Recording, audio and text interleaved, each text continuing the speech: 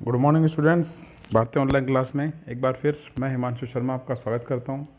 तो बच्चों, last class में हम पढ़ रहे थे उत्सर्जन के, हमने पढ़े थे उसके अंदर मूत्र निर्माण की क्रियाविधि, जिसमें हमने परानिस्यंदन, फिर हमने पुनरावशोषण और स्त्रवण की क्रिया को पूरा कर लिया था। आज का जो अपना टॉपिक है वो है उत्सर्जन संबंधित रोग। मीन्स उत्सर्जन तंत्र में कौन कौन से रोग हो सकते हैं, उनके क्या कारण होते हैं और उनका क्या प्रभाव होता है, इसके बारे में हम आज डिस्कस करेंगे। तो शुरू करते हैं उत्सर्जन संबंधित रोग। जो पहला रोग है वो है वृक्क पथरी, किडनी स्टोन। आपने नॉर्मली कई बार सुना होगा पथरी, पथरी का दर्द, पथरी, तो ये वो ही रोग है। अब ये कारण क्या होता है वो समझना कि जब ब्लड के अंदर किसकी कैल्शियम ऑक्जेलेट की क्वांटिटी हाई हो जाएगी। यहाँ सबसे इंपॉर्टेंट चीज़ कौन सी होती है, वो है कैल्शियम ऑक्जेलेट, कि जब ब्लड में इसकी क्वांटिटी क्या हाई हो जाएगी तो क्या हो जाएगा, फास्फेट लवण भी और साथ में इकट्ठा होना स्टार्ट हो जाते हैं, और इकट्ठे होकर ये किडनी के अंदर एक जगह पर इकट्ठे हो गए, और वहाँ इकट्ठे होने पर ये कण मिलकर एक छोटी या बड़ी मजबूत पत्थर जैसी संरचना का निर्माण करते हैं, और इसी संरचना को क्या कहते हैं अपन, पथरी कहते हैं। अब जब ये इस जगह पर जमा हो जाती है, उसके बाद अगर किसी कारणवश इसमें मूवमेंट होता है, ये अपनी जगह से हिल जाती है, तो यह संरचना किडनी के टिश्यूज के साथ में जुड़ी होती है, और जैसे ही वहाँ से रिमूव होती है, हटती है, अपनी संरचना में बदलाव करती है, तो क्या हो जाएगा, वो टिश्यू डैमेज होते हैं, टूटते हैं, और टिश्यू टूटने के कारण क्या होता है, दर्द होता है। इसी को कहते हैं पथरी का दर्द। या फिर ये किडनी में जो बनी है ये ऐसी जगह आ जाए जहाँ से मूत्र निष्कासन प्रभावित होता हो या मूत्र शरीर से बाहर निकल नहीं रहा हो, तो क्या होगा, इसके कारण पेन होगा और दर्द होगा, और ये क्या करती है, शरीर के अंदर मूत्र को बाहर निकलने से रोकती है, जिससे इन्फेक्शन हो सकता है, संक्रमण हो सकता है, और कई अन्य गंभीर परिणाम हो सकते हैं। तो ये था किडनी स्टोन। समझ में आ गया होगा आपको। नेक्स्ट डिजीज़ है अपना, हाँ, जो नेक्स्ट रोग है वो है ब्राइट का रोग या नेफ्रिटिस। अब ब्राइट का रोग और नेफ्रिटिस रोग क्या होता है, तो सबसे पहले देखते हैं इसका रोग कारक। तो इसका रोग कारक होता है वो है स्ट्रेप्टोकोकस जीवाणु। इस जीवाणु का संक्रमण कहाँ हो जाएगा, ग्लोमेरुलस में, जिसके कारण ग्लोमेरुलस में क्या आ जाएगी, स्वेलिंग आ जाती है, और स्वेलिंग आने के कारण जो इसकी सतह होती है वो पारगम्य हो जाती है। पारगम्य मतलब इसमें से होकर आरबीसी और प्रोटीन ये सारे कहाँ आ जाएंगे, किडनी से बाहर निकल जाते हैं, और जब बाहर निकलेंगे तो शरीर में इन आवश्यक तत्वों की कमी होगी, और कमी होगी तो इसका प्रभाव शरीर पर प्रकट होगा। अगर इसका इलाज समय पर नहीं हो तो क्या हो जाएगा, ये उत्तकों में, ये तरल पदार्थ का हो जाएगा, उत्तकों में जमा हो जाएगा, और उत्तकों में जमा होने के कारण क्या हो जाएगा, एक रोग होता है जिससे कहते हैं डॉप्सी, वो डॉप्सी रोग हो जाएगा, और डॉप्सी रोग के कारण क्या हो जाएगा, टांगें फूल जाती है, सूजन आ जाती है। ठीक है, तो ब्राइट का रोग क्या हुआ, सबसे इंपॉर्टेंट चीज़ क्या देखिए आपने, इसके अंदर स्ट्रेप्टोकोकस जीवाणु कारक होता है। क्या होता है प्रभाव इसका, ग्लोमेरुलस में सूजन आ जाएगी, जिसके कारण पारगम्यता बढ़ जाती है, और आरबीसी और प्रोटीन कहाँ जाएंगे, ये उसके अंदर स्टोर होने लग जाते हैं, बाहर निकलना स्टार्ट हो जाते हैं, और इसके प्रभाव से क्या होता है, एक नई समस्या जिसे बोलते हैं एडिमा या डॉप्सी, जिसमें टांगें फूल जाती है, ये प्रभाव देखने को मिलता है। तो समझ में आ गया होगा आपको। अब करते हैं अगली बीमारी, वो है एल्केप्टोन्यूरिया। अब ये एल्केप्टोन्यूरिया क्या होता है, समझिए इसको। जब यूरिन के अंदर एक विशिष्ट रसायन, कौन सा, एल्केप्टोन या होमोजेंटिसिक एसिड की क्वांटिटी बढ़ जाती है, तो इस स्थिति को एल्केप्टोन्यूरिया कहते हैं। और यह एल्केप्टोन्यूरिया जैसे ही, यानी शरीर से बाहर यूरिन को एक्सक्रीट किया, मूत्र को निष्कासित किया, तो हवा में आने के बाद में मूत्र का रंग एल्केप्टोन की उपस्थिति के कारण काले रंग का हो जाएगा। इसीलिए इसे ब्लैक यूरिन डिजीज या काला मूत्र रोग भी कहते हैं। बात समझ में आ गई। एल्केप्टोन मूत्र में आता है, और ये एल्केप्टोन वायु के संपर्क में आने पर गहरे काले रंग का हो जाता है, इसीलिए क्या कहते हैं इसको, एल्केप्टोन डिजीज या फिर काला मूत्र रोग या ब्लैक यूरिन डिजीज कहते हैं। ठीक है, अब करते हैं नेक्स्ट है यूरेमिया। अब यूरेमिया क्या होता है, तो देखो, जब यूरिया की मात्रा कहाँ, रक्त में हाई हो जाती है। बेसिकली यूरिया की मात्रा कितनी होती है, 10 से 30 मिलीग्राम तक होती है। लेकिन अगर ये इससे ज़्यादा हो जाए, पर 100 ml में इसकी क्वांटिटी होती है 10 से 30 ml, लेकिन जब यूरिया की मात्रा अधिक हो जाए तो इसको बोलते हैं यूरेमिया। और ब्लड में अगर यूरिया की मात्रा अधिक होगी तो ये पॉइजन के जैसे काम करेगा और ह्यूमन की डेथ होती है। ठीक है। इसी तरह नेक्स्ट डिजीज है वो है गाउट। ये क्या है, सबसे इंपॉर्टेंट एक आनुवांशिक रोग है और इसमें क्या होता है, यूरिक अम्ल की मात्रा बढ़ जाती है। इसमें क्या हुआ था, यूरिया की मात्रा बढ़ी थी और यहाँ यूरिक अम्ल की मात्रा, जिससे जो जोड़ होते हैं, साइनोवियल जोड़, जो घुटने हैं, कोहनी हैं, ये जोड़ होते हैं, इनके अंदर क्या होता है, इकट्ठा हो जाता है और इकट्ठा होने पर इनमें दर्द और सूजन आती है। ठीक है। तो इसके कारण उठने बैठने में दर्द होगा और यह कारण क्या होता है, इसका कारण शरीर में पानी की कमी, निर्जलीकरण, यानी शरीर में पानी की कमी हो जाएगी, पानी पिएंगे नहीं तो क्या हो जाएगा, ये स्थिति होती है। या फिर उपवास की स्थिति, ऐसी स्थिति के अंदर, उपवास मतलब खाना पीना बंद, तो ऐसी स्थिति के अंदर क्या हो जाएगा, ये स्थिति अधिक होती है और ऐसी स्थिति होने पर प्राणी की मृत्यु भी हो सकती है। नेक्स्ट चीज़ होती है वो प्रोटीन्यूरिया। अब नाम से डिटरमाइन कर रहा है कि किसमें, मूत्र में प्रोटीन की मात्रा अधिक हो जाएगी तो क्या बोलेंगे इसे, प्रोटीन्यूरिया। और प्रोटीन शरीर के मसल्स ग्रोथ के लिए, शरीर के एमिनो एसिड प्रोडक्शन के लिए रिस्पॉन्सिबल होता है। तो अगर प्रोटीन की कमी हुई तो ये क्रियाएं प्रभावित होगी और प्राणी कई प्रकार की समस्याओं से ग्रसित हो जाएगा। फिर इसी प्रकार एक और नेक्स्ट चीज़ आ गई, वो आ गई एल्बुमिन यूरिया।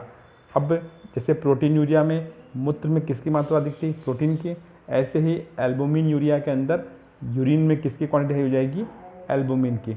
और एल्बुमिन भी क्या होता है, एक प्रोटीन है, तो सेम कंडीशन जनरेट होगी, बस पर्टिकुलर ये स्पेशल प्रोटीन हो गया एल्बुमिन प्रोटीन। ठीक है। तो इसके इफेक्ट से क्या हो जाएगा, एल्बुमिन प्रोटीन डिजीज जनरेट होती है। तो ये था अपना। फिर करते हैं अगली हमारी, वो है कीटोन्यूरिया।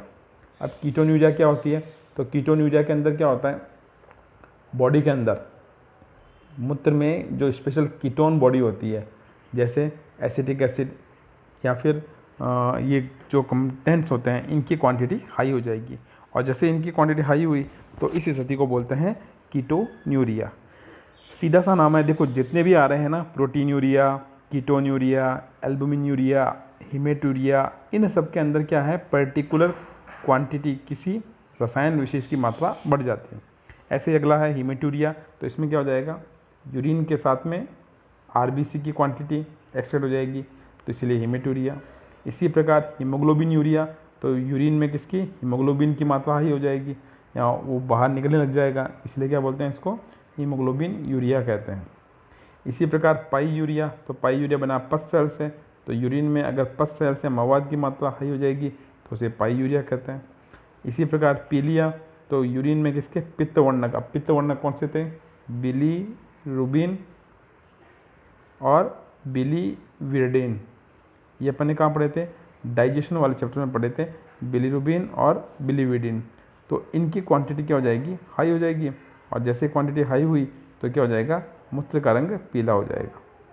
फिर बात करते हैं आगे, अगला जो अपना रोग है पीलिया। इसमें देख रहे हैं आप,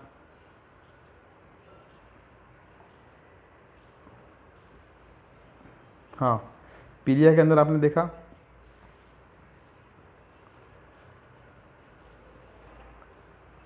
एक मिनट,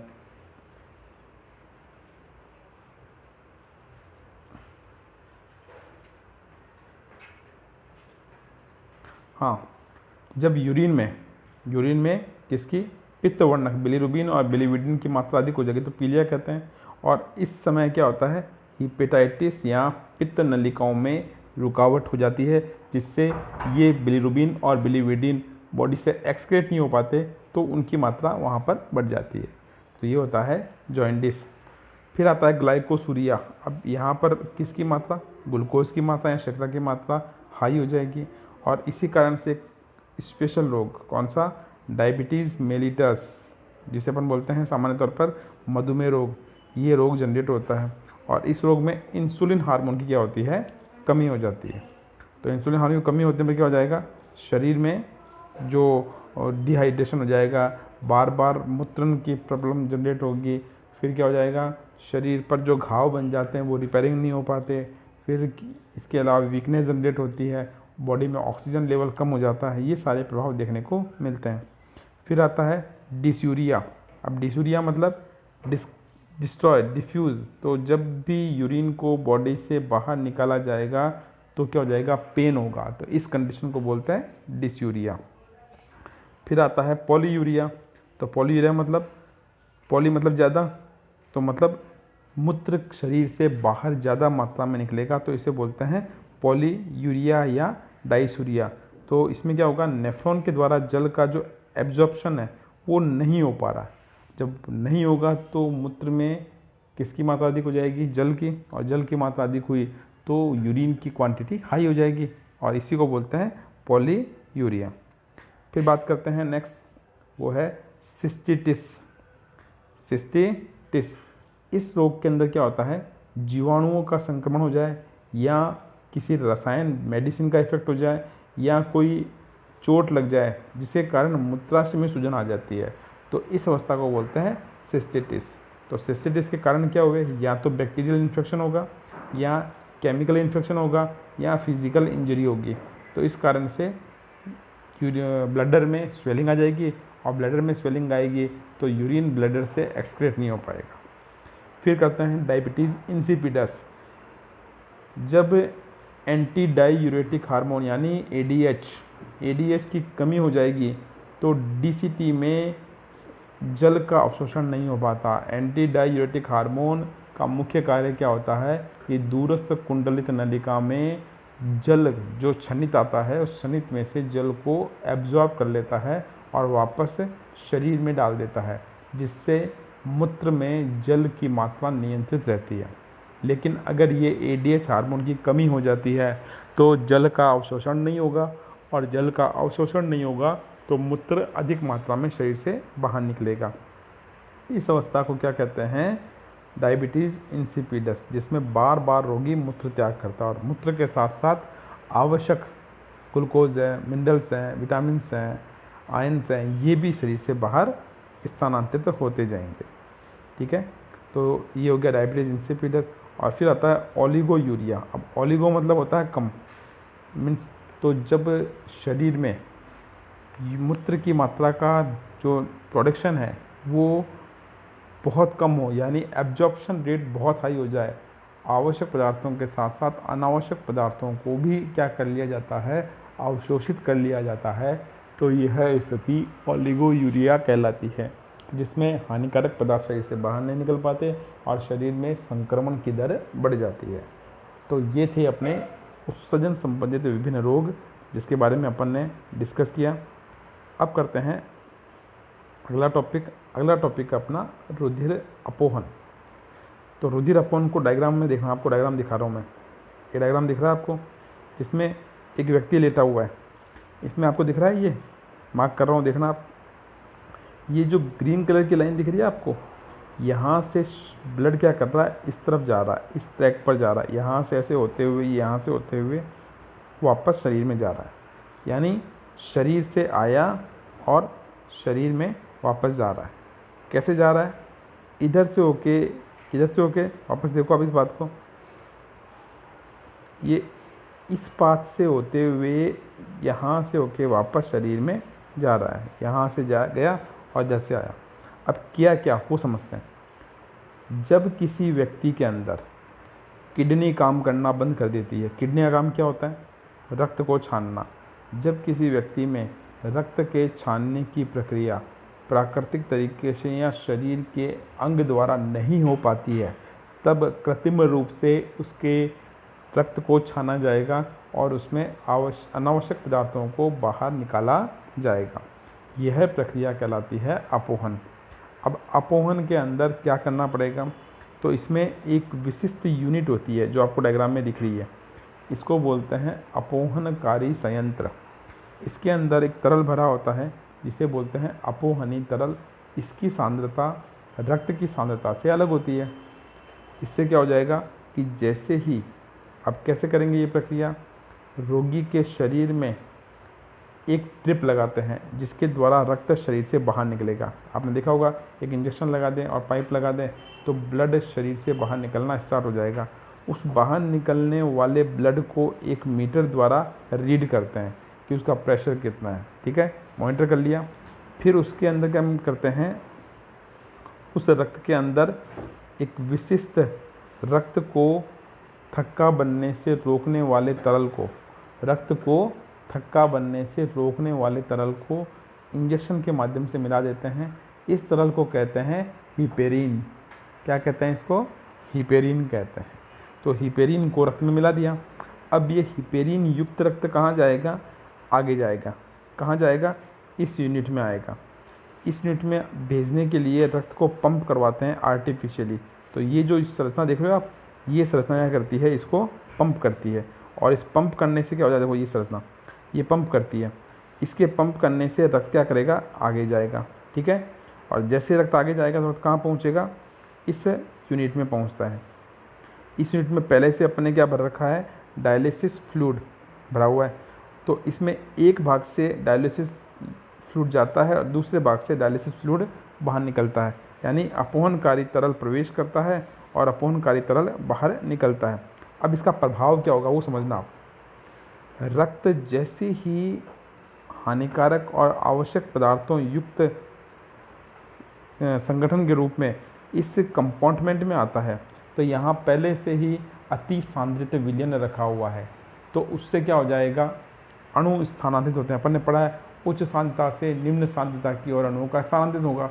तो उससे रक्त के अंदर जो अधिक मात्रा में अणु होते हैं वो कौन से हैं? हानिकारक पदार्थ। तो वे उच्च सांद्रता से कहाँ जाएंगे? निम्न सांद्रता में, क्योंकि उन हानिकारक अणुओं की आयनों की मात्रा इस अपवहनकारी तरल में कम है। तो क्या होगा? वे आयन रक्त से निकलकर इस अपवहनकारी तरल में आ जाएंगे। ठीक है, तो रक्त में से हानिकारक पदार्थ बाहर निकल गए। अब इस हानिकारक पदार्थों वाले रक्त को तो यहीं से क्या कर देंगे? बाहर निकाल देंगे। और रक्त जो फिल्टर्ड हो चुका है वो वापस आगे जाएगा और आगे जाकर वो शरीर में स्थानांतरित हो जाता है। इस प्रकार से अपवहन की प्रक्रिया होती है। अब यहाँ दो चीज़ों का खास ध्यान रखना होता है, एक रक्त का दाब, दूसरा रक्त का ताप और रक्त के अंदर मिलाए जाने वाले हिपेरिन की मात्रा का। ठीक है, देखते हैं अब इसको समझिए आप। किडनी जब अपना काम करना बंद कर देती है तो रक्त में यूरिया की मात्रा बढ़ जाती है। इस अवस्था क्या बोलते हैं अपन? यूरेमिया कहते हैं। और इनको कृत्रिम रूप से बाहर निकालने की आवश्यकता पड़ती है। इसके लिए एक मशीन या इंस्ट्रूमेंट का प्रयोग होता है। और इस प्रक्रिया में सबसे पहले रक्त को ठंडा करके, कितना डिग्री?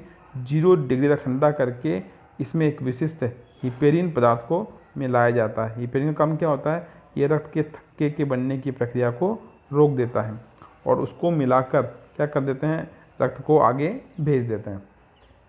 कहाँ भेजा? कृत्रिम रक्त यानी डायलिसिस यूनिट में। फिर क्या होगा?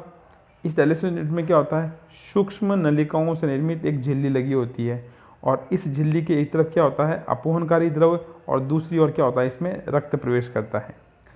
अब इस झिल्ली द्वारा नाइट्रोजनी अपशिष्ट पदार्थों को रुधिर से निकालकर कहाँ डाल देते हैं? अपवहनकारी द्रव में डाल देते हैं और इससे क्या हो जाएगा? अपवहनकारी तरल जो होता है वो अणुओं को बाहर निकाल देता है और आवश्यक प्लाज्मा प्रोटीन के अणुओं को नुकसान नहीं पहुंचाता, वो उसके भीतर ही रहते हैं। अब इस प्रक्रिया के अंतर्गत रुधिर से उत्सर्जित पदार्थ कहाँ जाते हैं? बाहर आ गए और बाहर आकर उनको वापस रिमूव कर देते हैं। और वापस जब 0 डिग्री पर उसको ठंडा किया था तो उसको वापस शरीर के तापमान के अकॉर्डिंग उसमें लाते हैं, तापमान मैनेज करते हैं। और उसमें अपन ने मिलाया था हिपेरिन मिलाया था। अब हिपेरिन के कारण खून थक्का नहीं बनता है, लेकिन अगर शरीर के अंदर ये क्वांटिटी हाई होगी तो खून बहुत पतला हो जाएगा। तो उसके लिए वापस उसमें एंटी हिपेरिन रसायन मिला देते हैं और फिर उसे शरीर में प्रवेश करा देते हैं। तो इससे रक्त फिल्ट्रेट हो गया। अगर किसी व्यक्ति की किडनी खराब हो जाती है, काम करना बंद कर देती है, तो यह प्रक्रिया उसे नियमित अंतराल पर करवानी पड़ती है, जो हॉस्पिटलों के अंदर अवेलेबल होती है। ठीक है, ये था अपना रुधिर अपवहन। लेकिन रुधिर अपोन द्वारा यूरेमिया रोग से ग्रसित व्यक्ति के जीवन काल को बढ़ा सकते हैं और कृत्रिम वक्र को क्या बोलते हैं, डायलाइजर भी कहते हैं। तो ये अपन ने जो डायलिसिस की प्रोसेस की है, इसमें जो यूनिट काम में लिया उसी यूनिट का नाम क्या है, डायलाइजर। तो एक इंपॉर्टेंट क्वेश्चन बनता है कि डायलाइजर से क्या अभिप्राय है। तो डायलाइजर कौन सा हुआ, जो अपोनकारी तरल जिसके अंदर बह रहा था उसको बोलते हैं डायलाइजर या कृत्रिम वृक्क कहते हैं। तो आपको समझ में आ गया होगा डायलाइजर। अब करते हैं अगला टॉपिक, जो इस यूनिट का लास्ट टॉपिक है वो है किडनी ट्रांसप्लांट। तो पहले समझते हैं किडनी ट्रांसप्लांट क्या होती है। तो देखो सामान्य तौर पर क्या होता है, एक व्यक्ति के अंदर ये 2 किडनी होती है, आपको दिख रही होगी किडनी, ये 2 किडनी होती है, एक तो ये किडनी हो गई और एक ये किडनी होती है। ये दोनों किडनी बराबर काम करती है जिससे व्यक्ति के अंदर नियमित रक्त का फिल्ट्रेशन होता रहता है। इन केस अगर क्या हो जाए, वो देखो आप, अगर आप देख रहे हैं, ये देख रहे हो आप, इस किडनी के अंदर देखो, इन किडनी को देखो, तो आप देख रहे हो ये दोनों किडनी का शेप इस पर थोड़े दाने दाने दिख रहे हैं। इसका मतलब ये किडनी कैसी है, इन्फेक्टेड है, संक्रमित है, ये किडनी खराब हो चुकी है। तो ऐसी स्थिति के अंदर रक्त का क्या नहीं हो पाएगा, फिल्ट्रेशन नहीं होगा। तो इसके लिए क्या करना पड़ेगा, इसके लिए इन किडनियों को क्या करना पड़ेगा, ट्रांसप्लांट करना पड़ेगा, यानी यहाँ किसी दूसरी किडनी को शिफ्ट करना पड़ेगा। अब दूसरी किडनी कहाँ से ली जाएगी, तो दूसरी किडनी, ये जो व्यक्ति है, इस व्यक्ति का कोई परिचित कौन हो, इसका पारिवारिक सदस्य जिसके साथ इसका रक्त संबंध हो, इसकी संतान हो सकती है, इसके जनक हो सकते हैं, इनमें से किसी व्यक्ति की क्या ली जाएगी, किडनी लेकर इस किडनी को शरीर में कहीं इसी पाथ में कहीं दूसरी जगह शिफ्ट कर देंगे। जैसे देखो यहाँ पर शिफ्ट कर रखी है, ये दिख रहा है आपको, वापस दिखा रहा हूँ मैं, देखना आप इस चीज़ को अच्छी तरह समझना कि वो ये देखो ये स्थानांतरित की हुई किडनी है, क्योंकि ये किडनी तो छेड़ नहीं रहा है, ये तो जहाँ है वहीं की वहीं रहेगी, ये तो काम करना बंद कर देगी। लेकिन ये नई किडनी यहाँ शिफ्ट कर दी, ठीक है। ये नई कहाँ से ली, ये देखो जैसे इस व्यक्ति से यहाँ से लेकर इसको शिफ्ट कर दी, तो ये किडनी यहाँ से इस प्रकार से, तो इस व्यक्ति में कितनी किडनी रह जाएगी, एक किडनी रह जाएगी। और इसके पास ये 2 किडनी तो डैमेज हो गई है, इसके पास भी कितनी एक्टिव किडनी कितनी रह गई, एक किडनी रह गई, ठीक है। तो इस प्रक्रिया को क्या बोलते हैं, वृक्क स्थानांतरण।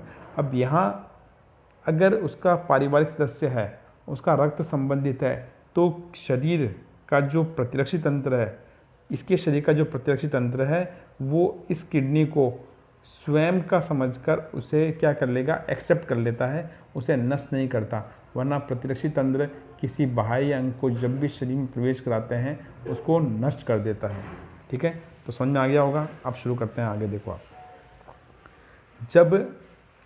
जब मानव में किडनी पूरी तरह से काम करना बंद कर दे और उसे ट्रीटमेंट नहीं कर सकते तो किसी दूसरे व्यक्ति की किडनी लगाई जाती है और इसी घटना को वृक्क प्रत्यारोपण कहते हैं।